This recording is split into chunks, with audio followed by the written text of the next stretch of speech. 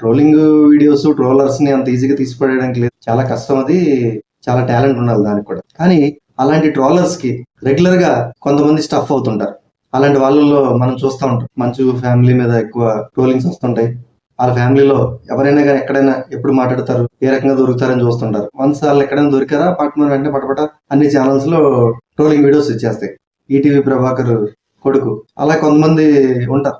అయితే ఎక్కువగా మన తెలుగు రాష్ట్రాల్లో మాత్రం చెప్పుకోవాల్సింది ఏంటంటే ఎక్కువగా ట్రోలింగ్స్ వస్తాయంటే ఇది ఎవ్వరు కాదనలేని విషయం అండి, ఖచ్చితంగా ఒప్పుకుని తీరాలి. రెగ్యులర్ గా యూట్యూబ్ లో ట్రోలింగ్ ఛానల్స్ వీడియోస్ చూసే వాళ్ళు అర్థమైపోద్ది. చాలా ఫ్రీక్వెంట్ గా ఎక్కువ ట్రోలింగ్స్ వచ్చేది మాత్రం మన జగనన్న మీద అండి. దాని తర్వాత వైసీపీ పార్టీ నాయకుల మీద, రోజా కావచ్చు, ఇంతకు ముందు అయితే కొడాలి నాని కావచ్చు, అంబటి రాంబాబు, పేర్ని నాని, అసలు వాళ్ళ ప్రెస్ మీట్ పెట్టడం ఆలస్యం.